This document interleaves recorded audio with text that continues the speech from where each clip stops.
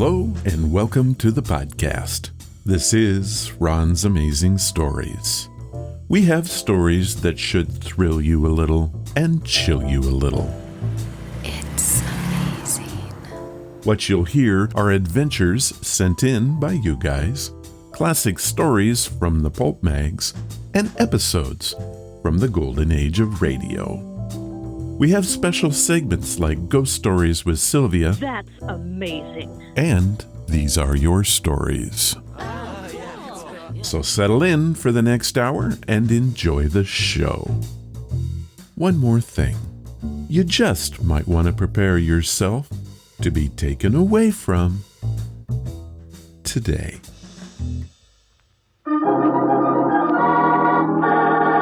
Another 5-minute mystery.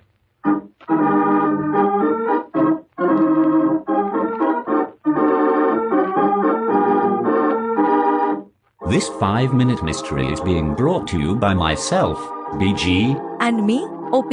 We are taking over this mystery to bring some culture. And hopefully a bit of clarity. Well said. Thank you. Our mystery is about an electric organ. And its lack of power.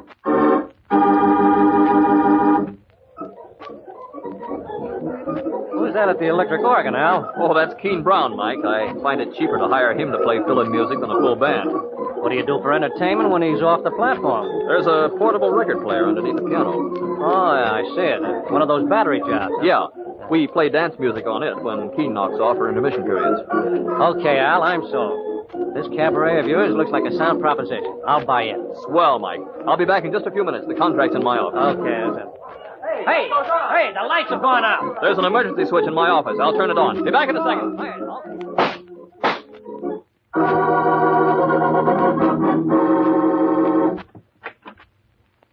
I'm Keen Brown. You wanted to see me? Yes, Mr. Brown. My name's Mike Evans. I'm just checking up on a few facts until the police get here. Sure. What can I do to help? This was payroll night for the employees here, wasn't it? Yeah, Al usually paid us off after closing. You won't get paid tonight, Mr. Brown. Look at the safe. I'm not a detective, but it doesn't take an experienced eye to spot this whole thing as an inside job. How do you figure that out? Someone working here knew that Al had the weekly payroll in his office safe tonight. And only someone who was completely familiar with this cabaret would know the location of the light box. Then all you have to do, Mr. Evans, is to establish the position of every employee at the time Al was shot. That's right. Suppose I start with you. Me? No objections, I hope. After all, you've been here long enough to know how to turn off the electrical system for the entire building, or to tell someone how to do it. Are you accusing me? No, I'm simply asking you where you were at the time the shot was fired. You know where I was. I was on the stand playing my electric organ, so there wouldn't be any panic. That's right, I did hear you playing. Correct, the first time. Now, if you'll excuse me, I think I've had enough of your amateur detective work. And there's nothing further you can do to help me? Nothing, except to call a policeman and get this murder solved. That won't be necessary, Mr. Brown. I know who the murderer is. Really? Who? You, Mr. Brown. You made your own confession. How does Mike Evans know that Keen Brown is the murderer? In just a moment, we'll know, but first...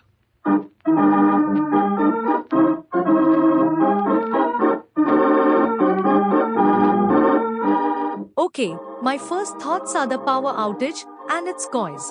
Good thought. Ron would have been wondering about footprints. So true. Secondly, Brown said he played his organ to keep the crowd calm. I see where you were going with this. Simple deduction, no power, no organ. Well done, Opa, you solved it. I have a question. Ron? We all heard the music. If he didn't play it, then who? Boulder Dash, what are you doing here? It's my podcast? Yep, and always the party pooper. And now, back to our story. Brown, you admitted that the important clue in this case was to find where every employee of this cabaret was at the time the shot was fired. You claim to have been on the stand playing your electric organ. I heard the music, but whether I heard you, I don't know. I believe I heard your music coming from a record on the player beneath the electric organ. You couldn't have been playing at the time the lights were out because the whole electrical system had been sabotaged. And to play an electric organ, you need electricity. Your speaker has to be plugged into an outlet. Right, I suppose. Brown, let's take up your suggestion. I'll call the police. There's been a murder.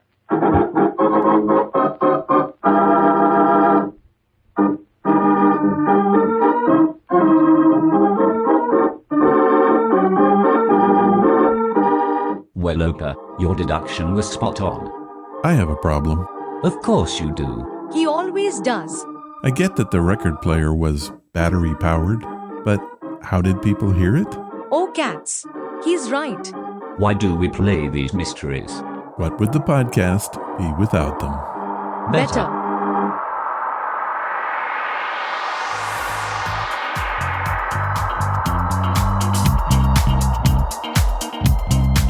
What's that you said? Hello, and welcome to the podcast, where we bring you a thrilling audiobook review, a listener's story, and a classic tale from the golden age of radio. We'll begin with a review of the audiobook The Last Wish by Andrzej Sapkowski. This enchanting audiobook is a prequel to the beloved Witcher series, introducing us to the world of Geralt of Rivia, a monster hunter with extraordinary abilities. Following the review, we have a very special treat for you.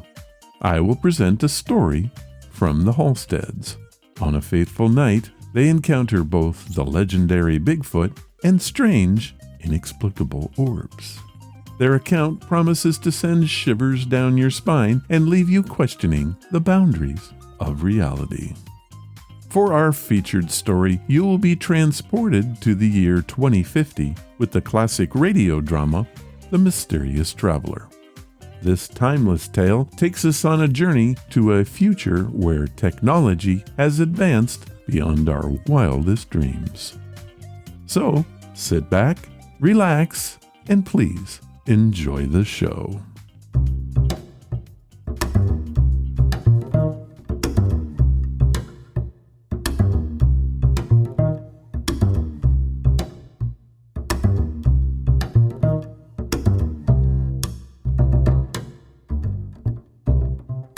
Today's podcast is brought to you by Audible.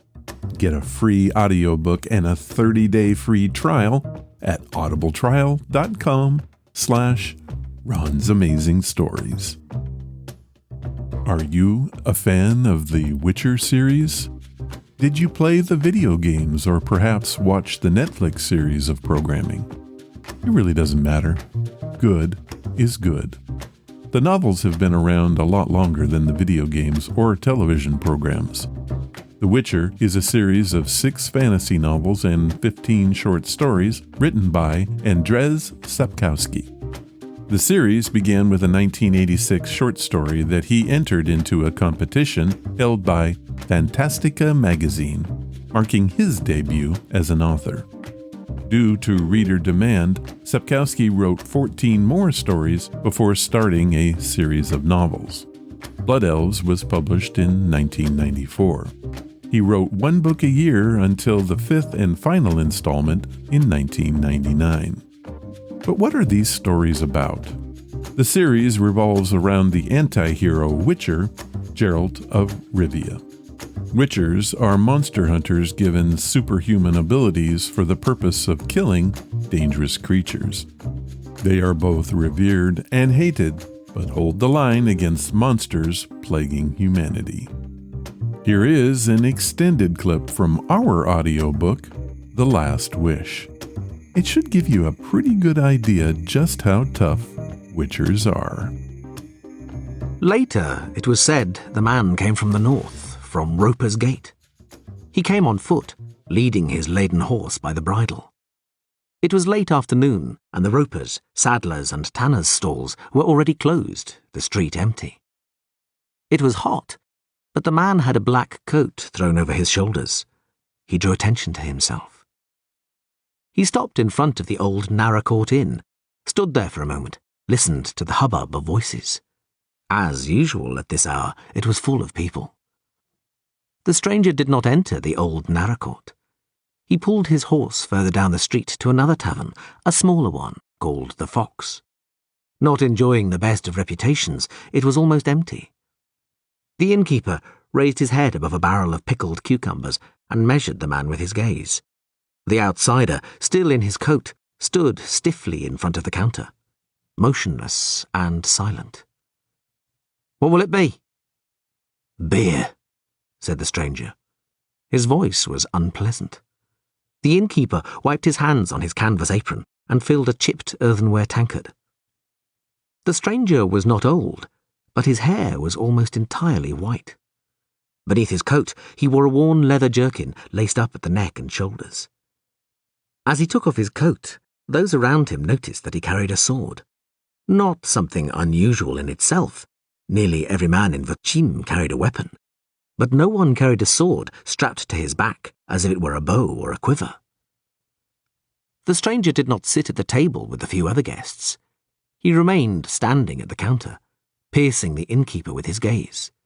He drew from the tankard. "I'm looking for a room for the night." "There's none," grunted the innkeeper, looking at the guest's boots, dusty and dirty. "Ask at the old narrow court." "I would rather stay here." "There is none." The innkeeper finally recognized the stranger's accent. He was Rivian. "I'll pay." The outsider spoke quietly as if unsure, and the whole nasty affair began. A pockmarked beanpole of a man, who from the moment the outsider had entered had not taken his gloomy eyes from him, got up and approached the counter. Two of his companions rose behind him, no more than 2 paces away. "There's no room to be had, you Rivian vagabond," rasped the pockmarked man, standing right next to the outsider. "We don't need people like you in Vochim. This is a decent town." The outsider took his tankard and moved away. He glanced at the innkeeper, who avoided his eyes. It did not even occur to him to defend the Rivian. After all, who liked Rivians? "All Rivians are thieves," the pockmarked man went on, his breath smelling of beer, garlic and anger. "Do you hear me, you bastard?"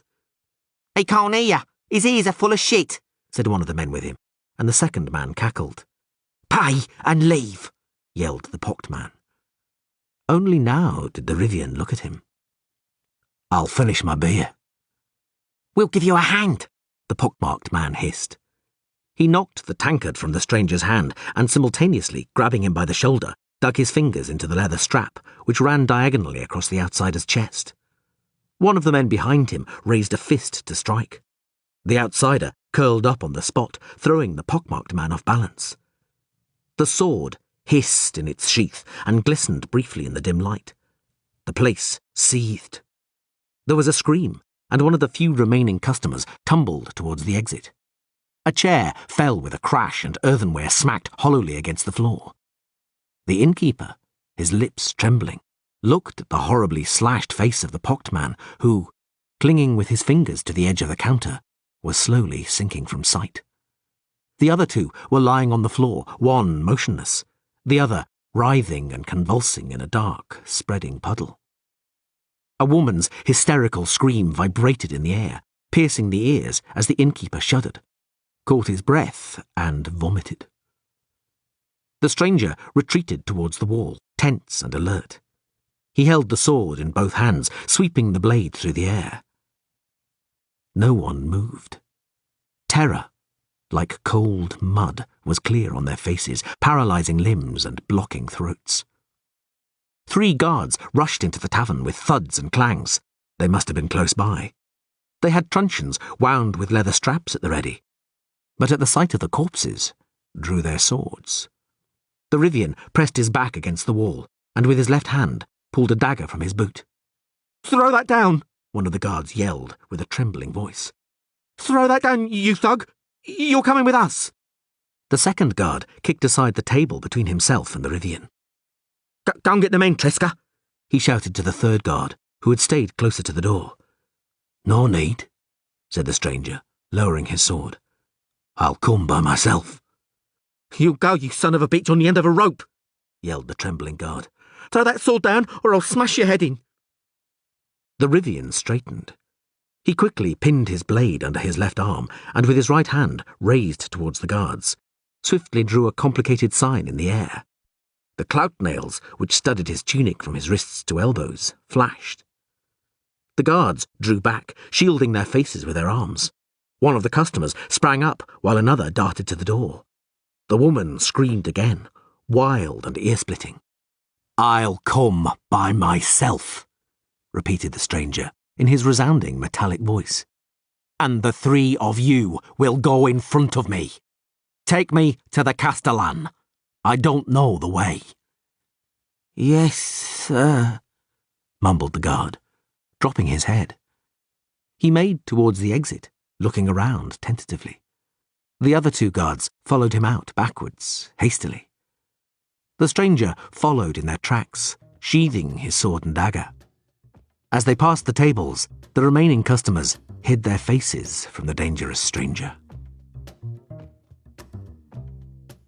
Now, you might be asking yourself why I would start with this book and not the actual series of novels. The best way to listen to the Witcher books is to start with The Last Wish. It is a collection of tales about a man hunting monsters for money, and it's amazingly good. It's also definitely the place to start reading the Witcher stories for those looking for a gateway into this wonderful world. After that, you'll be ready to listen to the monumental Witcher saga, the 5-book series that starts with the Blood of Elves. All of which, by the way, are available on Audible. Now, after hearing that clip, I'm guessing I don't have to tell you how good these audiobooks are. The narration is flawless and so very well paced. It's almost impossible to get bored while listening to these stories. I do have to warn you that these books were written for adults, and children should be monitored. The Witcher is a man whose magic powers, enhanced by long training and a mysterious elixir, have made him a brilliant fighter and a merciless assassin. Yet he is no ordinary murderer. His targets are the nefarious monsters and vile fiends that ravage the land and attack the innocent.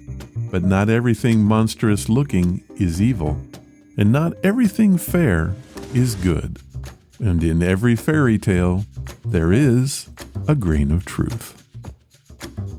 Now, if that appeals to you, head to audibletrial.com/Ron's Amazing Stories, and you can have The Last Wish for free.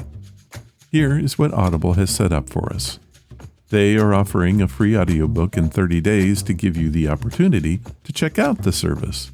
You can stream or download thousands of included audiobooks, podcasts, and Audible originals in the Plus catalog. There is so much to do at Audible that you will never run out of material.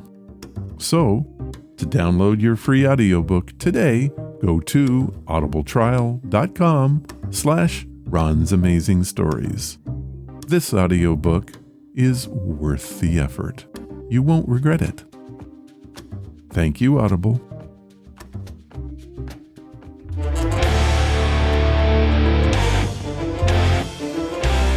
These are your stories. Special edition. Welcome to These Are Your Stories. You might be asking, how is this different from the other segment? The answer is simple. These are special. But what makes them that way? Again, the answer is simple. They deserve special treatment. It may be the content of the story or how the story was obtained. Or it could be that the storyteller himself or herself is actually here in person. No matter the how, why, or where, what you'll hear in this segment is gonna be special. This one was sent in an odd way. It comes from Jennifer and Isaiah Halstead. They live in Aberdeen, which is a city in Grays Harbor County, Washington. I didn't actually receive a story. What I got was an outline of one. It came with these instructions. Ron, I'm not a writer. Please use this to create our story. Well, I took that challenge and sent the Halsteads the result. They approved it. And now I read it for you. It is titled The Orbs of Bigfoot. This story takes place at Anderson Lake State Park, which is a remote place of cedar, fir, and adler forest mixed with freshwater marshes, surrounded by 1,400 acres of wooded and wetland area. The park slopes down to the 70-acre Anderson Lake and abounds with birds and wildlife. Prior to becoming a state park, Anderson Lake was owned by William F. Anderson, who used the land around it to graze his cattle. Curiously, the lake wasn't named for him or anyone in his family. William Anderson purchased the property in 1947 from Amanda Anderson, who, though not a relative, shared his last name. It was named for one of her ancestors. Just a little background. Now, let's hear the Halsteads story. I love to camp. Both Jen and I do. We camp anywhere and everywhere. It is our plan that when the kids are all grown and gone, we're going to sell the house and become nomads. Our youngest is in college now, so that day is fast approaching. But until then, we camp. Our story happened in May of 2002. We didn't have kids yet, and I was still in college. Jen was working as a coffee barista at a local Starbucks. It was the weekend, and we decided to drive to Anderson Lake.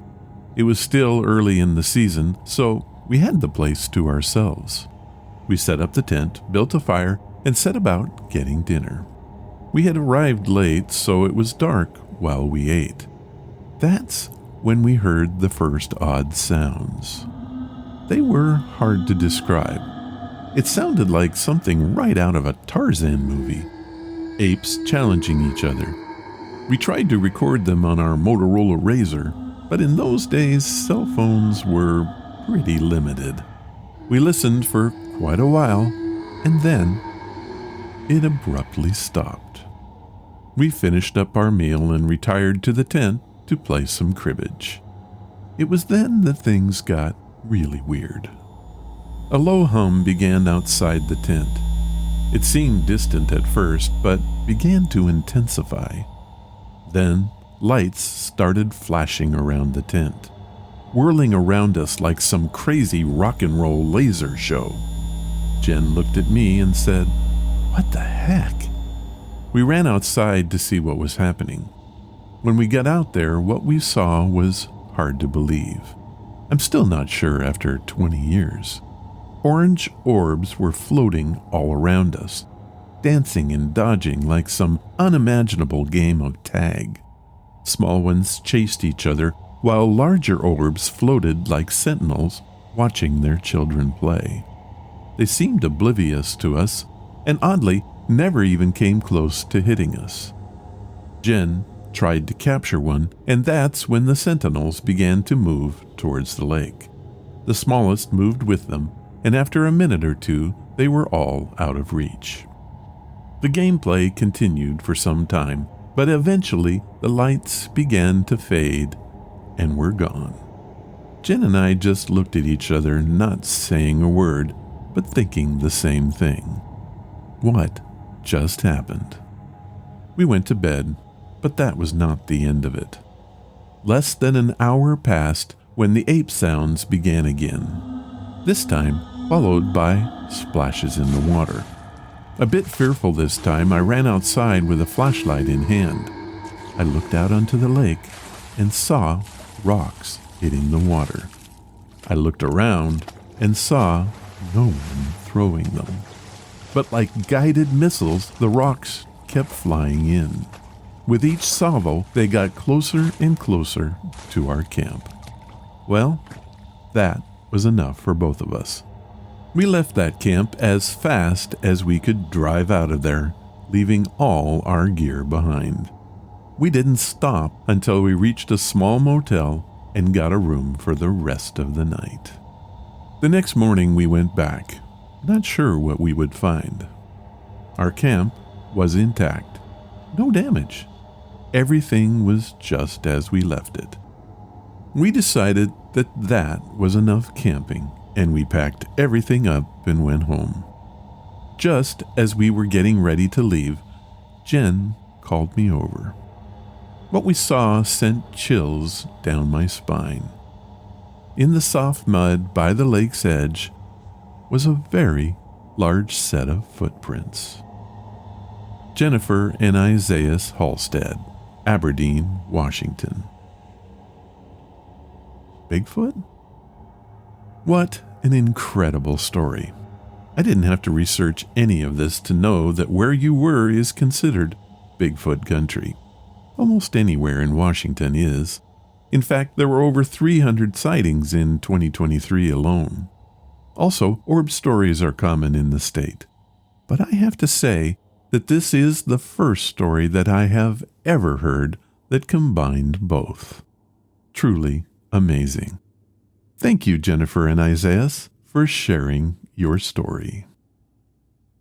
Well, that is the story for this time.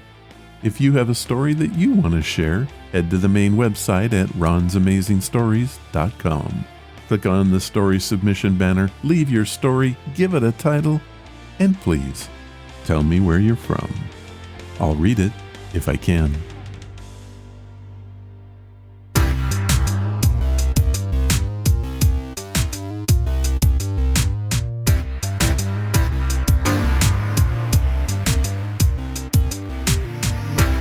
Our featured story comes from one of my favorite old-time radio series, The Mysterious Traveler.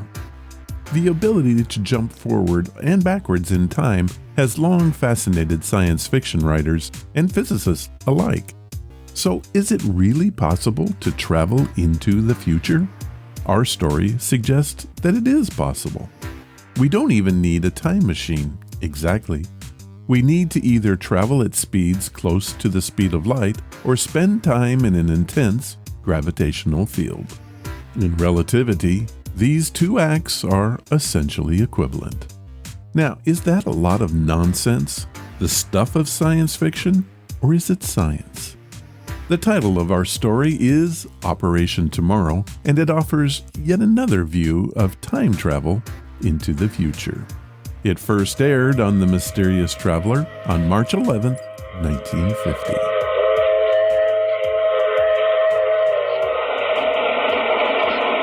The Mysterious Traveler. Written, produced, and directed by Robert A. Arthur and David Cogan. And starring tonight two of radio's foremost actors, Leon Janney and Charlotte Holland, in Operation Tomorrow.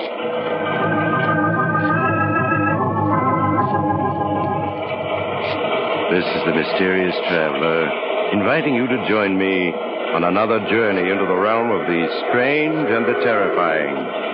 I hope you will enjoy the trip, and it will thrill you a little and chill you a little. So settle back, get a good grip on your nerves, and be comfortable, if you can, as we journey with a young scientist into the unknown future. It's a story I call Operation Tomorrow. But first, a message from the Ford dealers of America. Everyone's saying it. The 50 Ford is a great car. Listen to what Mr. Robert Guyette, Jr. of Kingston, Pennsylvania said. He's one of more than 420,000 new Ford owners. I find that my 8-cylinder 50 Ford gives me remarkable mileage. Over 18 miles to a gallon.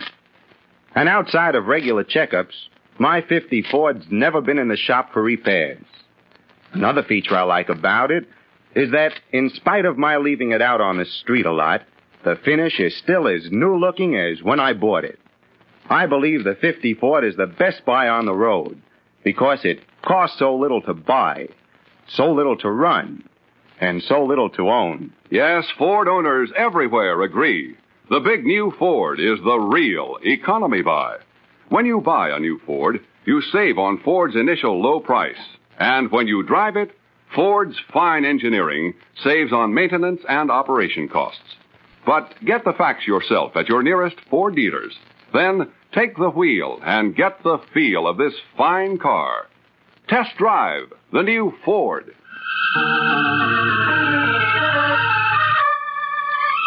My story begins in a scientific laboratory cut out of the solid rock many feet beneath New York's City University.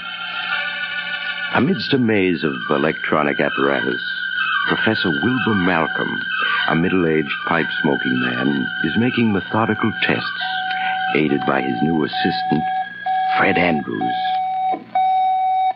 The main output coils seem to be working the way they should. You ready at the meters, Fred? Yes, Professor. But I wish I knew what we were doing. You will in a few seconds, my boy.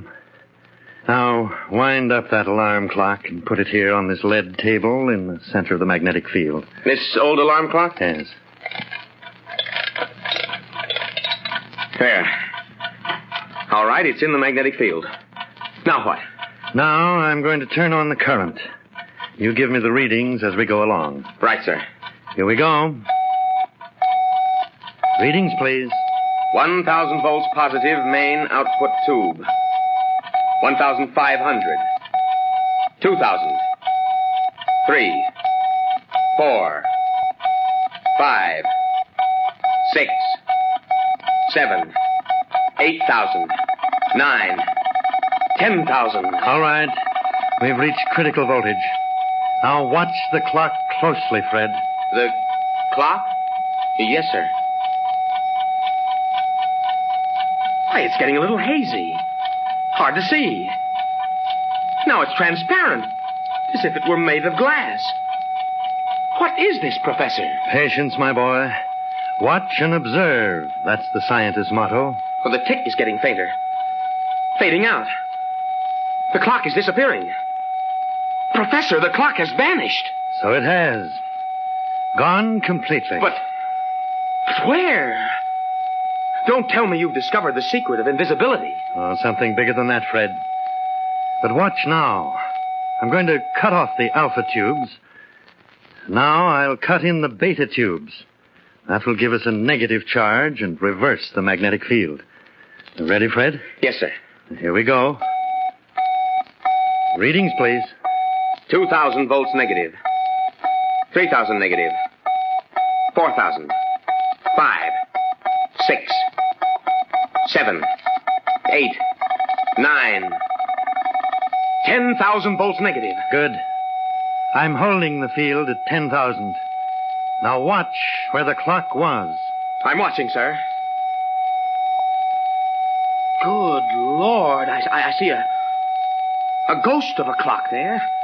Just a misty outline. Now it's becoming clearer and clearer. It's transparent. Now it's almost solid. Why, I can hear it ticking again. And there it's back. Oh. Yes, Fred. The clock is back.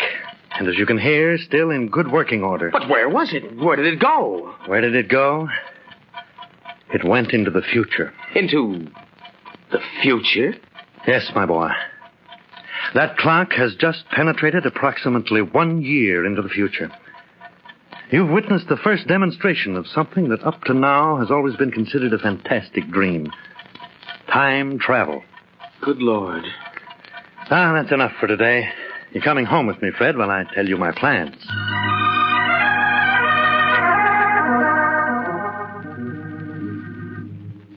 How did you stumble onto this time travel effect, sir? Well, it came about almost by sheer accident. My main purpose, which is a top-secret operation, is to develop electronic controls for atomic spaceships. You mean they've been developed? Oh, no, not yet. But it shouldn't be long now. Science is making incredibly rapid advances. And sometimes it worries me. When you travel so fast, there's danger of a collision. Yes, I know. We're all of us worried that the world is headed for a gigantic disaster, but there doesn't seem to be anything we can do about it. Perhaps there is. That's what I've been working around to tell you, Fred. What, Professor Malcolm? Well, this time travel effect that I stumbled on accidentally.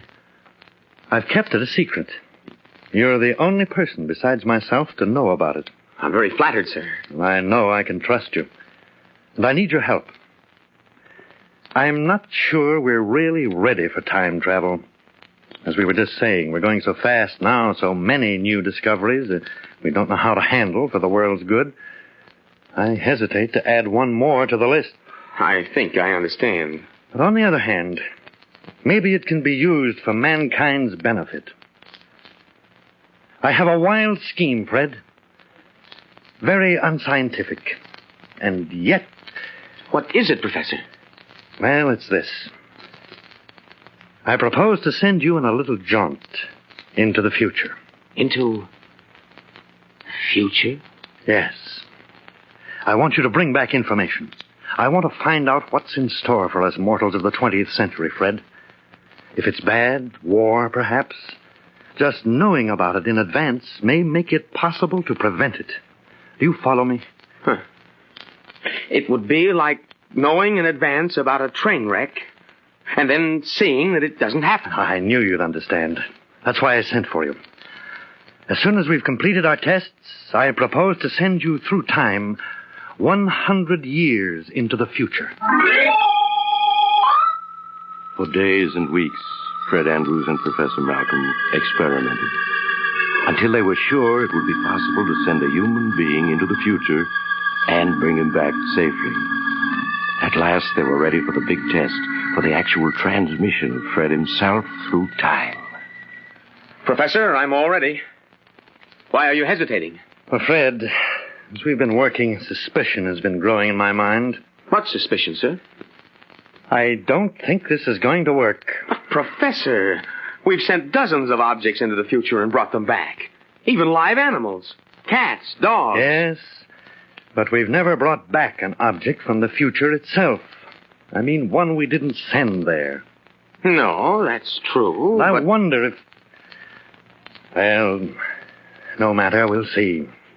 Now remember, gather all the information you can and get back to this spot 6 hours from now. I'll activate the return field then and bring you back to 1950. Yes, sir. I'll do my best. I guess that's all. Good luck, my boy. Thank you, sir. 5,000 volts positive. 6,000 volts. How do you feel? I feel fine, Professor. 8,000 volts. 9. 10,000. Critical voltage. You're beginning to move forward into time. You're getting transparent now. Can you hear me? Yes, Professor Malcolm. I can hear you, but you sound very far away. I can't see you any longer. I seem to be in the middle of a fog or mist. Now I'm just surrounded by blackness. I can't hear or see anything. He's gone. Pray heaven he comes back safely.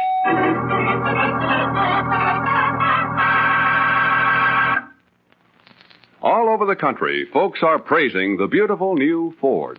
And no wonder. For this car is a masterpiece of sleek fashion styling.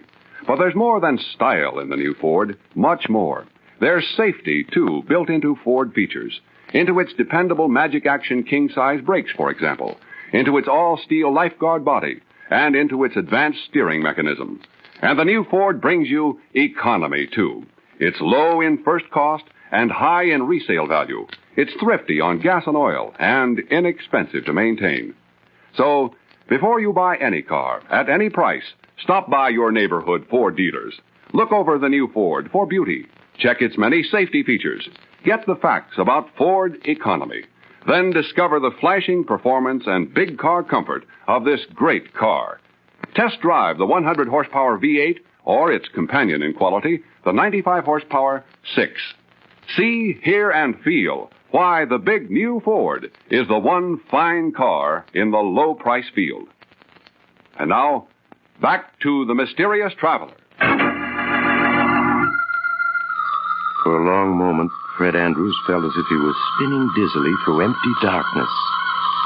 Then the feeling passed, and he cautiously opened his eyes to find himself standing in an empty room, the laboratory which he had just left 100 years ago. Unsteadily, he crossed the room and, with difficulty, opened the door. Then he gasped. Outside was a maze of corridors and stairways, brilliantly lighted, as if a whole city had been carved out of the rock of Manhattan Island. As he stood there, someone came walking swiftly past him. An attractive girl in full military uniform. I beg your pardon. Yes? But, can you What are you tell doing me... here? This section is forbidden to civilians. Forbidden to civilians? I don't get it. How did you get past the guards? Where are your identification papers? No, wait a minute. Since when does an American citizen have to carry identification papers? Ever since the war started, as you know quite well. Put up your hands. A gun? No. Look, miss, you don't have to threaten me. I'm harmless. Stand still. I want to see if you're carrying a weapon. Well, satisfied? The only weapon I have is a fountain pen. What's your name? Frederick Andrews, Ph.D. Your draft card, please. Draft card? Look, what's all this about? War, draft card, identification papers. All these tunnels that have been dug down here. I'm a stranger here. I don't know what you're up to, but no one can be that ignorant. You're coming along with me to see Colonel Phillips. Colonel Phillips? He's the security officer for this sector. And I certainly hope you have a good story to tell him.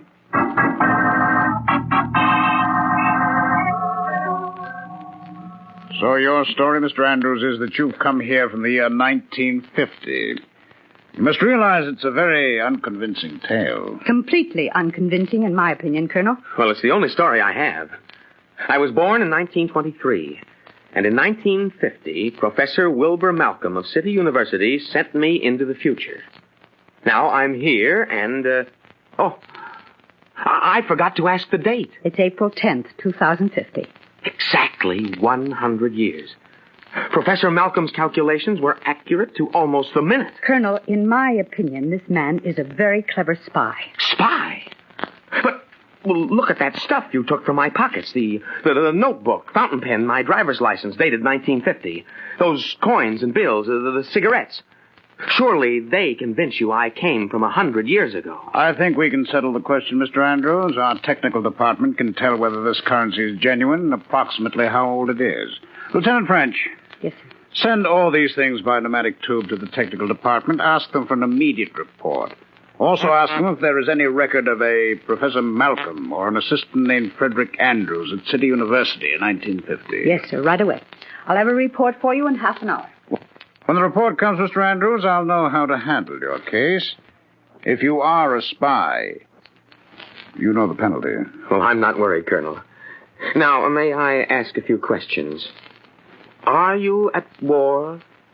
We are indeed at war. And these miles of tunnels I saw, carved out of the solid rock. This city has retreated underground, Mr. Andrews. No one lives on the surface now. Good Lord. How long has the war been going on? We have been at war, Mr. Andrews. Off and on, of course, with periods in between in which both sides have rested up. For 95 years.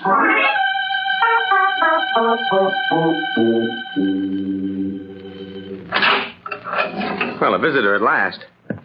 Hello, Lieutenant French. I'm sorry, Mr. Andrews, that we had to keep you locked up until you were cleared. Does that mean you believe my story now? Technical Division says your story is true. I'm free now? Well, not exactly, Mr. Andrews. This is a military sector, and you're a civilian.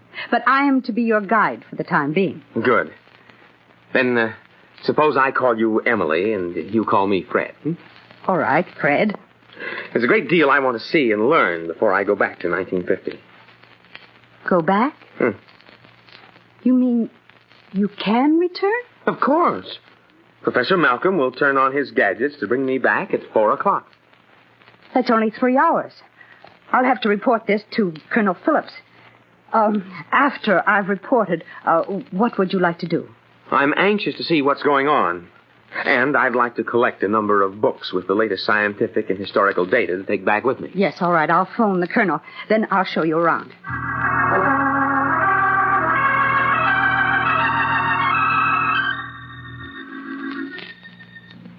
Fred, here's the plotting room for the flying bomb attack. Good Lord, it's as big as a theater. And as dark. What's that big board with lights on it?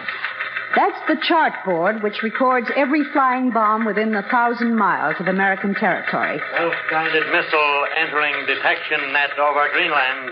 General course south-southwest. I have it plotted.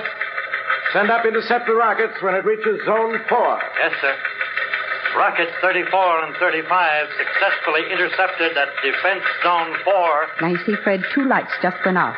That means we sent up destroyer rockets, which brought the bomb down. Rocket bombs 29 and 31 have eluded interception at Zone 3. Interception salvo at Zone 2. If they penetrate, use interceptor L-100 at Zone 1. L-100 is our new top-secret interceptor, Fred. Hardly anyone knows how it works, but it never fails. 4 more lights went out then. Mm-hmm. And here comes the report. Last 4 rockets successfully intercepted. Roger. Well, Fred, what do you think of modern Rocket warfare? 25 has penetrated Zone 2. Horrifying. Interceptor And L-100 everybody is being here launched now. Seems to take it so calmly. You can't get excited when a thing has lasted for almost 100 years on and off. That light, number 25, it's still on and moving. But it should have been destroyed by now. Do you suppose... Rocket number 25 has eluded interceptor attack by L-100. It has, but it can't have. Report on 25, please. Detection base 103, report number 25, apparently new type rocket, non-metallic construction, able to baffle sighting mechanism of L-100. Order technical crew to search for fragments after the hit. Send general warning to eastern seaboard area. Give plotted strike prediction. Very good, sir. All personnel in Eastern District, all personnel, bomb strike due in 10 seconds, battery area, bomb strike due in 5 seconds, 4 seconds, bomb strike due in 3 seconds, 2 seconds, 1 second.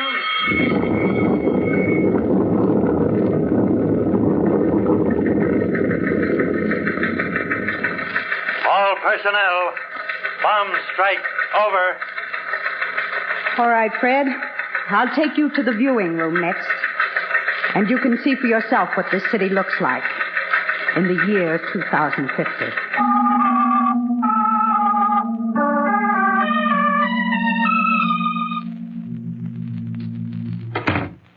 Lieutenant French reporting back with Mr. Andrews, sir. Very good, Lieutenant. Well, Mr. Andrews, have a good look around? Yes, sir. I saw the city through the television viewing screens. Not quite the city you left, is it? It's unbelievable. Just acres of twisted steel and fallen stone. The skeletons of giant buildings lying across one another, rusting. It's like the end of the world. Not quite. Perhaps not even the end of civilization. Man is an adaptable creature. But are we winning, sir? Nobody wins a war anymore, Mr. Andrews. We're holding our own, and we hope when the end comes, there will be peace on Earth forever. But how did it start, sir? We were trying so hard to prevent war back in 1950. In fact, one reason for my trip into time was to get information that might help us keep war from breaking out. Lieutenant French, why didn't we think of that? Think of what, sir? If the world of 1950 knows the truth, maybe it won't happen. Either they can prevent the accident that started all this back in 1955, or at least they'll know the truth when it does happen. Of course, sir. Mr. Andrews can take the true story back with him. Well, what story? I don't follow you. Fred, you asked how the war started. Yes? It started because of an accident and an over-jittery world. Yes, my boy, a horrible irony. Fred, now listen. During the 1950s, the government established a special experimental base in the heart of the Arizona desert, in a little town called Red Rock. Red Rock, Arizona? Yes, that's right. The first space rocket was put into production there, and work was pushed on the problem of fuel. During the course of experiments, an explosion occurred, late in 1955. It was a terrific blast, wiped out the whole base. The first reports were sabotage, that the enemy had blown up the base because they were afraid we were on the verge of getting space flight. Before the truth became known, our newspapers screamed for retaliation. The enemy became panicky and decided to strike first. And phase 1 of the war was on. When we discovered the blast was really an accident, it was too late to stop. That's horrible, sir. War because everybody was just too jittery. But it doesn't have to be. Don't you see, if you take back the true story before it happens, it won't have to happen. Now look, I've assembled a dozen books for you. The information in them will enable your scientists to prevent that blast at Red Rock Base. Now, Fred, you've got to get the facts back to them. You've just got to. I will. Believe me, Professor Malcolm and I will see to it this war doesn't start in our time. Good. Now come along. You've only 5 minutes more.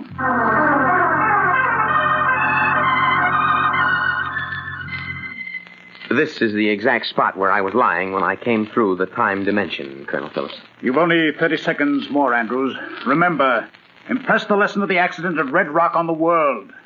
These books, hold them close to you so they'll go back with you. Yes, sir. I've got a good grip on them. Fred. Yes, Emily?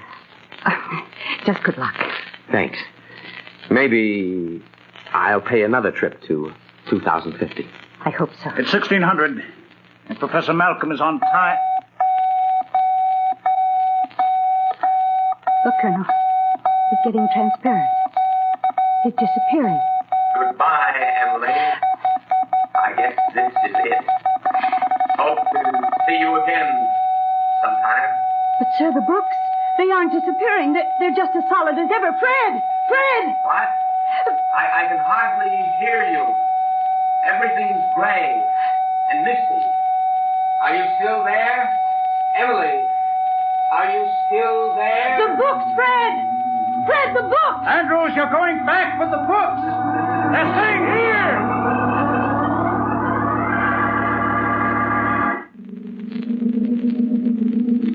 He's appearing. He's returning. Thank heaven he's safe. Fred, my boy. Fred, what's the matter? You're staring at me as if you didn't know me. Here, Fred, let me help you up. It's I, Professor Malcolm. Professor Malcolm? Yes. Don't tell me you don't remember. Professor Malcolm? Yes, Fred. What's the matter? Oh, my head feels so funny. I can't seem to remember who you are or what's happened to me. What am I doing here?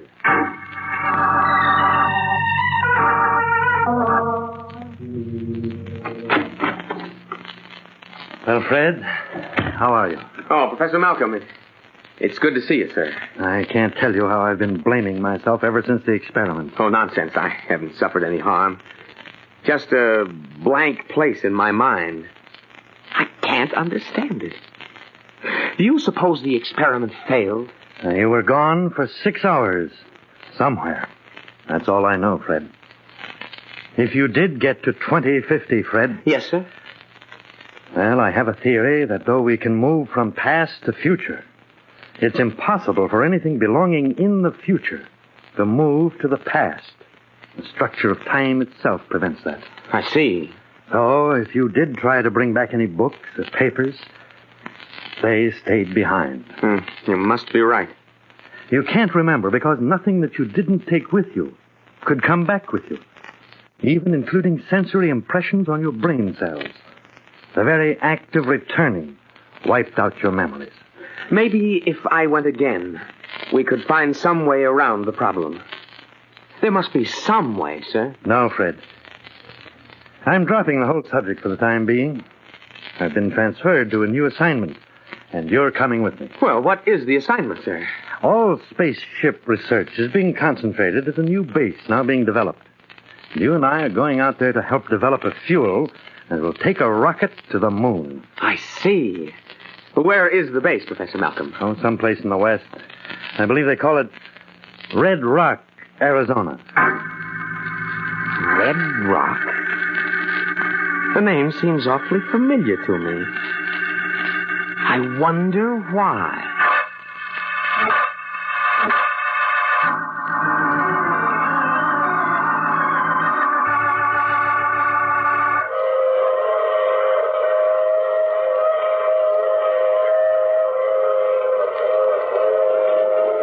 This is the mysterious traveler. Well, time travel doesn't seem to be all it's been painted. Especially if you can't remember what's happened when you get back. You aren't worried about the future, are you? You know that tonight's story couldn't possibly happen. Or could it? Oh, you have to get off now. I'm sorry. But I'm sure we'll meet again. I take this same train every week at this same time.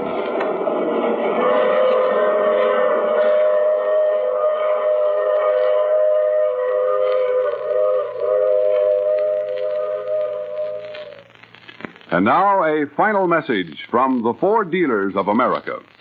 The car everyone's talking about is the 1950 Ford. Listen to what Mr. Leonard Boren, purchasing agent, one of over 420,000 new Ford owners, said about the new 50 Ford. A purchasing agent's business is to know a lot about quality, about the things which mean real satisfaction. I've purchased a number of 50 Fords for my company, and they're doing a real job for us. They're dependable, easy riding, economical, easy to park, and a real quality car all through. On top of that, the 50 Ford certainly has eye appeal.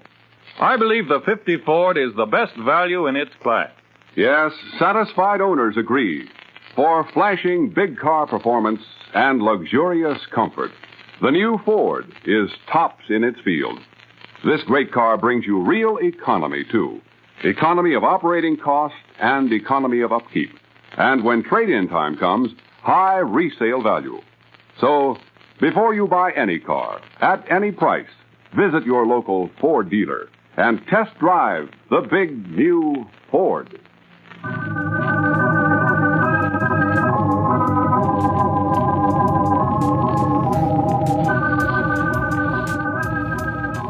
Okay then, we can travel into the future, but we can't bring any of it back with us.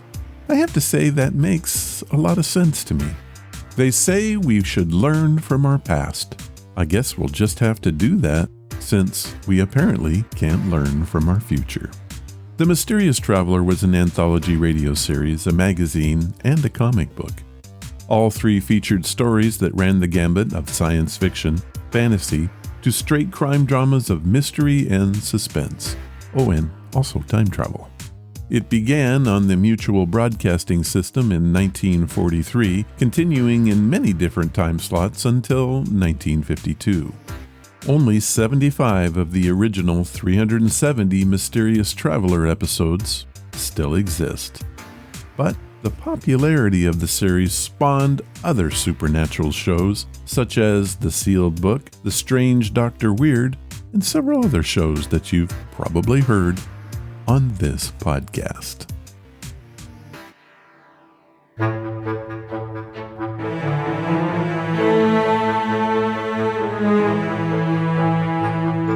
That was episode number 631, and our amazing story was sent in by Jennifer and Isaiah Halstead. We've not had one like that before, and I thank you both for sharing it. So very good. If you want to follow the podcast or the blog, head to ronsamazingstories.com. There you will find any of the links I mentioned and how to contact us. Do you want to help the show? The best thing you can do is to tell your friends all about it, and please leave reviews or feedback wherever you listen. Clicking that follow or like button helps us grow. Thank you for listening, and I hope you come again to find out what are Ron's Amazing Stories.